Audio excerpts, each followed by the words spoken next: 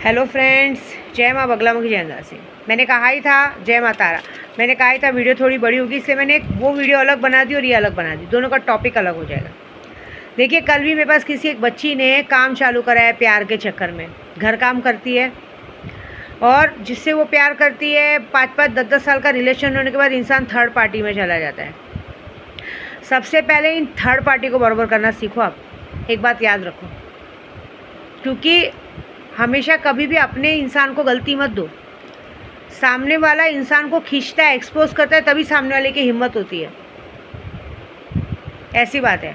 और मैंने पहले ही कहा है, मर्द जात पे तो बिल्कुल भरोसा नहीं करना चाहिए।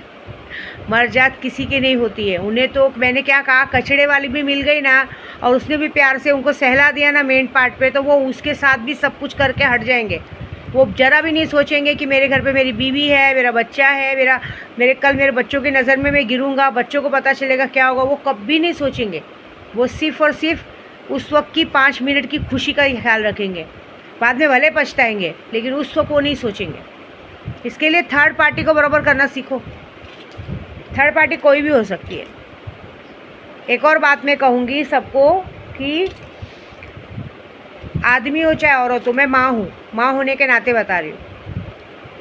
एक इंसान से प्यार हो ना तो उसे प्यार कहते हैं, और जिसको 10 इंसान से प्यार हो जाए ना, उस इंसान को हमारे बात में रंडी और भड़वा कहते हैं। क्योंकि एक धंधे वाली ही 10 लोगों से प्यार कर सकती है, क्योंकि उसको कमाई करनी रहती है। एक भड़वा ही 10 जन से प्यार कर सकता है, क्योंकि उसको अपने घर का खर्चा चलाना रहता है, क्योंकि उसको काम करने की आदत नहीं है। उसको ये है कि मैं 10 जन के साथ रिलेशन रखूँगा तो 10 औरतें मुझे मेरा खर्चा देंगी और मेरा घर चलेगा। ये याद रखना। एक से प्यार हो, प्यार है।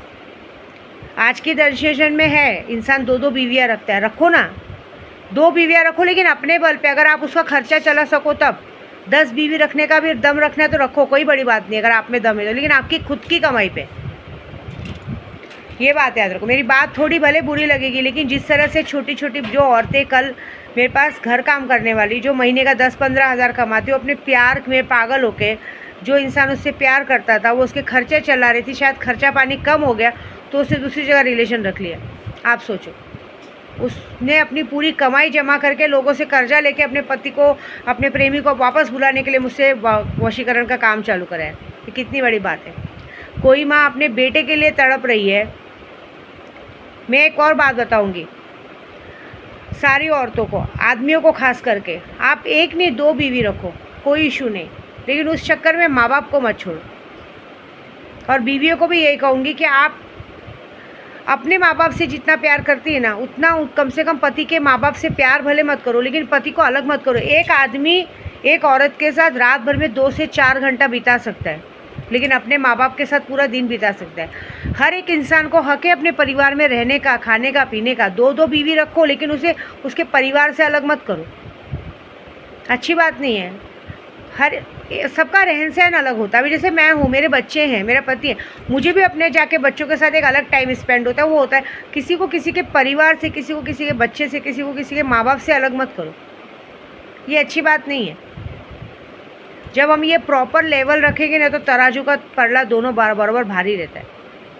देखो, कौन क्या करता है, हर घर में छोटे मोटे झगड़े झंझट होते रहते, वो अलग बात है, लेकिन उसकी वजह से तकलीफ़ मत दो। खास करके मैंने अभी देखा है, बहुत सारी औरतों की वजह से आदमी लोग अपने माँ बाप से नहीं मिल पाते, परिवार के साथ नहीं रह पाते। ये अच्छी बात नहीं है ना। क्या बिगाड़ा है? कितना देर तुम्हारे साथ प्यार करेगा? कितना देर तुम्हारी आरती उतारेगा? बताओ। रात भर बिताता है वो कम है? कम से कम उसको अपने माँ बाप के साथ रहने दो, उसको भी अपनी ज़िंदगी जीने दो। एकदम भी प्रेशर मत। हाँ चलो, मैं बोलती हूँ तुम 2 बीवी हो, अगर उसे गलती से तीसरी की तरफ देखा तो काट दो ना, सारा मेन पार्ट काट के हटा दो, बाहर में गया। जिस वजह से कांड है वही नहीं रहेगा। भले ना साड़ी पहन के इस सिग्नल पे जाके भीख मांगे, कोई फ़र्क नहीं पड़ता। और ऐसा कुछ हो तो मुझे काम दो, मैं ज़िंदगी भर के लिए नपुंसक बनाती हूँ, लेकिन माँ बाप से अलग मत करो। पता है माँ बाप की हाई कितनी बुरी होती है। आज की तारीख में 99% आदमी लोग का मैसेज आता है कि मेरी बीवी ने अपने माँ के चक्कर में मेरे को छोड़ दिया। मैंने हमेशा देखा है, आजकल की माएँ अपनी बेटियों की शादी सिर्फ इसलिए कराती कि सिर्फ उनकी सिल टूट सके उनके दामाद से। बाद में धंधे वाली तो तैयार हो जाती है। मैं खुलेआम बोलती हूँ, क्या आज की माँ है अपनी, आज की तारीख में हर घर में एक वेश्या है, और उसको वेश्या बनाने वाली उसकी खुद की सगी माँ है, क्योंकि वो शादी कर लेगी और फिर दामाद पे बोझा बन जाएगी। तुम क्या, जब वो अपने माँ बाप को, अपना माँ बाप को पास नहीं जा सकता, वो तुम्हें अपनी माँ क्यों मानेगा? उसका बाप तुम्हारे पास सोने आया था। तुम अपनी बेटी की शादी करा के मुंह उठा के बेटी के पीछे पीछे चली आती हो, या बेटी की शादी करा के बेटी को अपने पास रख लेती हो? फिर शादी क्यों किया, जन्म क्यों दिया? कितनी गलत बात है। अरे शादी करने के बाद बेटियां मौके मतलब त्यौहार में घर आए तो अच्छा लगता है, लेकिन आज की तारीख में बेटियां शादी करेंगी, 2-4 महीने साल भर ससुराल रहेंगे, एक आध बच्चे हो गए, फिर चलो मायके। अरे उस घर में भी देखो एक भाभी है, एक भाई है, ज़रा उनको भी उनके साथ रहने दो। फिर ये आता है कि भाभीयों ने वो छोड़ दिया। अभी मुझे मैसेज आएगा कि नहीं माँ, हर औरतें ऐसी नहीं होती है। एक जन मुझे मैसेज करती है यूट्यूब पे, मैं हर औरत को नहीं बोल रही हूँ, जहाँ हो रहा है उनको बोल रही हूँ। मैं क्या व्हाट्सअप का मैसेज दिखाऊँ? कितने घर में ऐसी दिक्कतें हैं, अच्छे खासे पैसे वाले लोग सिर्फ औरत के चक्कर में अपना पूरा करोड़ों का बिजनेस छोड़ के माँ बाप को छोड़ दिया।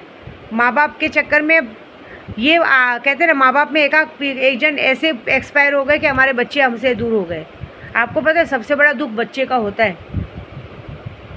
माँ बाप बचपन से एकदम पाल पोस के एकदम शानो शौकत से बच्चों को पालते पोसते हैं, इतनी सी भी खरोच नहीं आने देते, लेकिन बेटा बड़ा होके किसी औरत के चक्कर में आके ऐसे गंदी जगह पे रहना, गंदा खाना खाना, जिसने लोगों पे लाखों करोड़ों उड़ाए पैसे, वो लोगों के सामने अपने बिजनेस के लिए लाखों रुपए भीख मांगे, तो उस माँ के दिल पे क्या बीतेगी? आप सोचो कि मैंने इसलिए इसको इतना बड़ा किया था, इसलिए इसके नखरे उठाए थे कि ये औरत के चक्कर में आके अपने आप को बर्बाद कर ले। तो ऐसी औरतों का मारण क्रिया भी मैं करती हूँ। ऐसी औरतों का तो मर जाना ही बेटर है, जो एक बेटे को उसकी माँ से अलग करे। ये पाप मत करो। आप भी एक माँ हो, आप भी माँ बनोगी, आपको पास भी माँ। और मैं तो बोलती हूँ भगवान करे किसी को लड़की ना दे, क्योंकि आज की जो जनरेशन चल रही है ना, वो जनरेशन में लड़कियां तो दो ही मत, क्योंकि जिनके घर में भी लड़कियां पैदा हो रही है ना, वो समझ लो आगे जाके उन घर में वो लड़कियों का फ्यूचर ख़राब है। क्योंकि माएँ उनको अपने पहले सिखा पढ़ा के शादी कराएंगी, शादी हो जाएगी, दामाद के साथ रही, एक आध बच्चा हुआ, चलो आ जाओ, तैयार हो गई, बुला लेंगी घर पे अपनी कमाई के लिए। तो फिर बेटे क्यों हैं? जब बेटियों को ही ज़िंदगी भर सर पे बिठा के रखना है, तो बेटों को क्यों पैदा किया? बाद में ये होगा कि बेटा बहू के चक्कर में पागल है, ये पागल है। तुम ध्यान नहीं दोगे तो बहू के चक्कर में तो पागल होगा ना। तुम्हारा पूरा ध्यान तो बेटी पे है, दामाद पे। और अभी आजकल तो एक नया सीन चालू है, दामाद सास को लेके भाग जाता है, बताओ। ऐसा हो गया, अभी क्या कर सकते हैं। ये वीडियो बनाने का बस मतलब यही है कि मेरे पास जो कल देखिए, कल एक बेचारी बच्ची ने, वो बहुत अच्छी है, मैंने कल उसका पूरा फ़ोटो देखा। वो घर काम करती है, और घर काम करके उसे जो पैसे जमा किए थे प्यार के चक्कर में, उसने वशीकरण कराने के लिए पैसे दिए। तो मैं करूँगी उसका काम, लेकिन सोचो कितनी गलत बात है। एक माँ अपने बेटे को देखने के लिए रात को 1-1 बजे तक दरवाजे पे बैठती है, और बेटा उसको पलट के देखता भी नहीं है। ये कितनी बुरी बात है। आज वो शायद वशीकरण होने वाला है। अब क्यों? एक औरत की वजह से। भले वो औरत अपनी माँ को नहीं छोड़ रही है, वो औरत अपनी माँ को बराबर लेके रह रही है, ठीक है ना। तुम अगर उसके पति से उसकी माँ छुड़ा रही हो, तो अपनी भी माँ छोड़ो ना।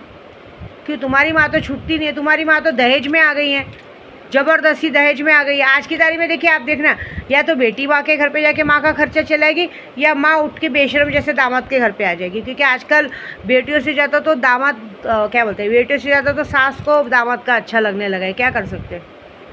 बेटी को बोले कि तू टेंशन मत ले, तेरी बात नहीं सुनता है तो मैं खुश करती हूँ, है ना।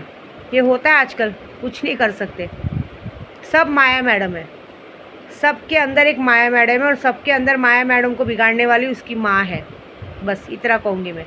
सुधर जाओ, अच्छी बात है। नहीं तो ये जो 29 तारीख को शक्ति सिद्ध होने वाली है ना, मैं यही कहूँगी कि ऐसे लोगों का मारण क्रिया कर दो, ऐसी माँओं का मारण क्रिया कर दो जिनकी वजह से बेटियों का घर बर्बाद है। बस, ठीक है।